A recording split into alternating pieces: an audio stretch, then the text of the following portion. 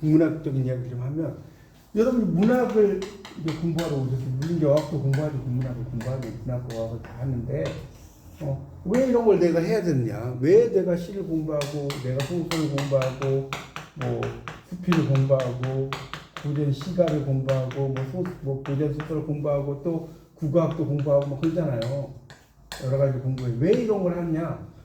이런 걸 하면서 여러분이 어떤 내가 시인이 아니더라도 다른 사람의 글들을 잘 이해하려고 하는 거예요. 여러분이 소설 이런 걸 왜 공부합니까? 이런 걸 왜 공부하냐? 잘 읽으려고 하는 거예요. 맞죠? 잘 읽으려고 하는 거라니까. 이거 되게 머리 아프다가 아니라 이런 거를 그냥 읽는 거하고 뭐 아까 미스터 방이 미시타 방이고 뭐 여러 가지 있었잖아요. 고개라고 하는 것이 그 인물의 심리적 변화를 일으키는 공간의 이동이다. 이런 것 같은 것들 잘 알고 보는 거하고 학은 그냥 학이 아니고 백이민족이다. 이런 걸 아는 걸로 공부하는 거하고 그냥 읽는 건 다르다는 거예요. 그렇지 않나요? 여러분이 왜 이런 걸 내가 붙잡게 공부해? 이게 아니라 이런 걸 여러분이 이론들을 막 공부를 하면서 보면 나중에 이제 그러니까 이런 거죠. 학을 저도 정말 많이 읽어봤거든요. 이 작품을 되게 짧지만 이게 고등학교 때 읽을 때하고 한 10년 전 읽을 때하고 지금 읽을 때가 또 달라요. 느낌이 정말로. 무슨 말 이해 가세요? 그러니까 이게 공부라는 거는 뭐 내가 한번 이걸 읽었으니까 된 게 아니라 이게 또 읽으면 우리가 뭐 논어라든가 이런 거 읽어보면 그때그때 다르다니까요. 내용이 그때그때 다른 거예요. 그래서 여러분이 공부를 할 때는 이렇게 여러 가지 그 내용들의 맥락이라든가 의미라든가 이런 걸 따지면서 이렇게 공부를 한다는 것 자체가 좋은 거예요. 너무나 그냥 다른 내용을 이렇게 공부하는 것보다는 그렇게 해서 여러분이 이해를 좀 하시면 됩니다. 이것도 이제 깊숙이 들어가면 되게 복잡해요. 아마 여러분이 방송을 보시면 상당히 좀 복잡하게 설명을 했을 거예요. 저는 이제 그걸 좀 더 좀 핵심적인 내용 위주로 설명을 좀 드렸습니다. 그렇게 좀 정리를 하시면 될 것 같고 이 책은 이제 14장까지 돼 있어요. 15장이 아니고 맞죠? 14장까지 돼 있어서 그 11장부터 14장까지가 여러분 교재로 보면 그 제1장에 무정이라고 써진 거 앞에 보세요. 거기 차례 있죠, 차례. 제일 앞에 차례. 거기 보면 지금 10장에 항소는 학까지 했고요. 남은 게 최인훈의 광장. 11장 있나요? 12장 뭐예요? 김승옥의 서울 1964년 겨울이 있고요. 그 다음에 이제 윤홍길의 장마가 있고요. 그 다음에 이제 박완서의 도둑 맞은 가난. 이렇게 네 개의 작품이 남아 있습니다. 4개의 작품이 남아있어요. 그래서 이 작품은 제가 아까 또 좀 설명을 드렸지만, 이 소설이라고 하는 것은 이제 여러 가지 그 내용들을, 가지고 있습니다. 그래서, 이게 지금 이 책의 아마 1장을 여러분이 보시면, 이광수의 무정이 아니라 소설 전반에 대한 얘기가 나오죠. 맞나요? 강의를 들어보면, 근대 소설의 형성부터 시작해가지고 여러 가지가 나와요. 나오는데 그런 것보다도 여러분 좀 중요한 것은 제가 말하고 싶은 것은 내재적 비평, 외재적 비평도 나오고 그럴 거예요. 맞죠? 작품 자체로만 볼 것이냐가 내재적 비평이고 작품 외적인 것을 따지는 게 외재적 비평이에요. 들어봤어요? 1강에 나오는데 내재적 비평이 뭐고 외재적 비평이 뭐예요? 여러분 설명할 수 있어요?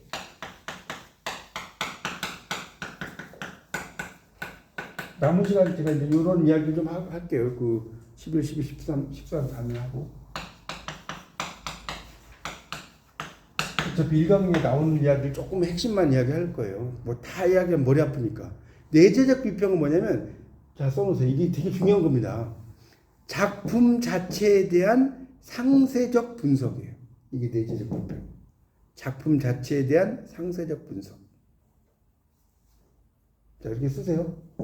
그럼 외재적 비평은 뭐냐? 작품 외부의 요소를 외재적 비평이라고 하는 거예요. 이렇게 말하면 여러분 되게 어려우니까 제가 예를 들어 드릴게요. 내재적 비평과 외재적 비평 얘가 뭐냐? 자, 뭐냐면 여러분 한용운의 님의 친구이라는 시는 알죠?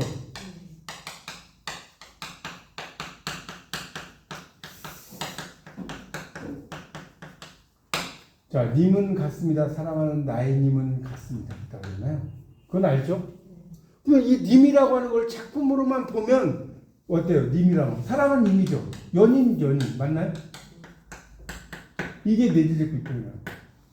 님은 같습니다. 사랑하는 나의 님은 같습니다. 그러니까 내재적 비평 맞잖아요. 근데 외재적 비평이라는 건 뭐냐면 한용운이라는 사람이 뭐예요?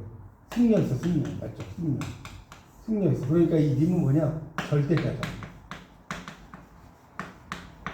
절대자를 볼 수 있다. 무슨 말이겠죠? 절대자. 자, 한용운이 또 어떤 사람이에요? 독립운동가였죠? 자, 그러니까 님이라는 것은 뭐다? 도국이다. 자, 이렇게 가버리면 이게 뭐예요? 외재적 비평이 되는 거예요. 감이 오세요? 그러니까 내재적 비평은 작품만 보는 거야. 다른 거 아무것도 그 개입이 안 돼. 작품 자체만 보는 거예요. 이걸 우리가 내재적 비평이라고 하고요. 그러니까 결국 외재 비평은 좀 더 분석을 하면 뭐냐? 시대적인 배경을 보는 거예요. 시대적 배경. 이런 걸 다 따지는 거예요. 영향관계. 시대적 배경. 뭐 이거 말고도 많은데 제가 1학년이라서 제가 뭐 깊이 있게 설명을 못 하겠어요. 그냥 그 정도만 해도 머리 아프실 것 같으니까. 그러니까 이 외재적 비평은 시대적 배경이라든가 영향관계 등을 보는 것이고, 내재적 비평은 작품 자체로만 보는 것이다. 그걸 여러분이 꼭 좀 알아두시면 좋겠습니다. 그게 이제 이 1강에서 되게 중요한 것이다. 라는 것을 좀 설명을 좀 드릴 수 있겠고요. 그 1강에서도 문제가 나와요. 1강에서도 이제 문제가 나오는데 어떤 게 나왔냐면 이런 게 나왔었어요. 소설의 이야기를 다루는 요소가 아닌 것은 해가지고 1번 어조, 2번 배경, 3번 사건, 4번 인물 이런 게 나왔어요. 방송 들어보셨으면 아실 거예요. 당연히 답은 뭐예요? 1 어조, 2 배경, 3 사건, 4 인물 중에 답이 뭐겠어요? 어조죠. 그렇죠. 우리가 봐요. 여러분 이거 꼭 설명을 또 안 할 수가 없는데, 자, 이걸 꼭 쓰세요. 그래서 소설의 3요소하고 소설 구성의 3요소가 있어요.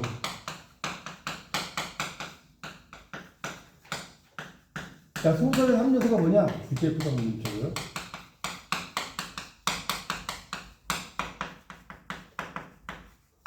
소설 구성의 3요소가 인물, 사건, 배경.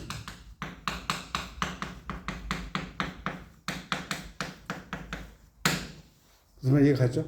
소설에 3요소가 있다고. 소설을 하려면 주제가 있어야 돼. 이 소설이 제가 계속 주제 이야기했잖아. 뭘 나타내려고 하는 거냐? 그 다음에 이 소설은 어떻게 구성되어 있느냐? 뭐 역순행적으로 구성되어 있냐? 순행적으로 구성되어 있느냐? 뭐 이런 게 있을 거 아닙니까? 문체가 뭐냐? 문체가 막 간결하냐? 뭡니까? 길게 막 늘어져 있느냐? 정말 아시겠죠? 그런 걸 문체라고 하는 거예요. 간결체냐, 뭐 만연체냐, 뭐 이런 게 있죠. 길어지냐, 이런 거고. 소설 구성은 인물이 나와야지. 지금 성삼 덕제가 나오잖아. 사건 나오잖아요. 성삼이가 덕제를 호송에 가잖아요. 배경 나오잖아요. 그렇죠? 배경도 지금 학이라는 걸 예를 들면 나왔잖아요. 이게 시공간적 배경이 그 전쟁기의 그 38성 그 접경의 마을 아닙니까? 맞죠? 그런 것들이 나온다는 거예요. 그런 것들이 그래서 우리가 이제 여러분 소설의 3요소와 소설 그래서 이걸 이제 외우는 방법은 제가 이제 고등학교 때도 많이 공부했지만 주구문이에요. 주구문 인사대 이렇게 많이 적어요. 사람이 죽으면 인사를 배로 한다고.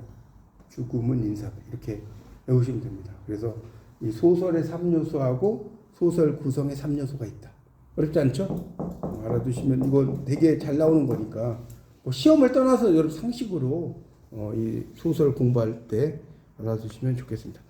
그 다음에 두 번째 문제가 이거였어요. 소설이 다른 문학 장르에 비해서 현실에 대한 상상과 대리 체험의 기회를 제공해서 다양한 모습과 행위, 인과관계 등을 이해하고 성찰할 수 있게 하는 이유는 뭐냐? 이렇게 나와요. 그 1강 보면 뭐냐면 현실을 재현하기에 적절한 장르다. 뭐가? 소설이. 현실을 재현하기에 적절한 장르. 문제까지 쓰려면 기니까 소설은 현실을 재현하기에 적절한 장르다. 이렇게 쓰면 될 것 같고요. 세 번째 문제는 뭐였냐면 소설을 이해하고 감상하기에 바람직한 태도. 여러분 소설 이해하고 감상을 할 때 어떻게 해야 되겠냐 이렇게 물어본다면 뭐라고 여러분 대답할까요? 소설 이해하고 감상하기에 바람직한 태도는 자 쓰세요. 작품의 질서와 논리에 충실하게 따르면서 작품의 질서와 논리에 충실하게 따르면서 상상하여 채워 넣는다. 작품의 질서와 논리에 충실하게 따르면서 상상하여 채워 넣는다. 이게 세 번째입니다. 소설을 이해하고 감상하기에 바람직한 태도가 되겠습니다. 그렇게 좀 정리를 하시면 될 것 같아요. 뭐 나머지도 이제 많이 나오는데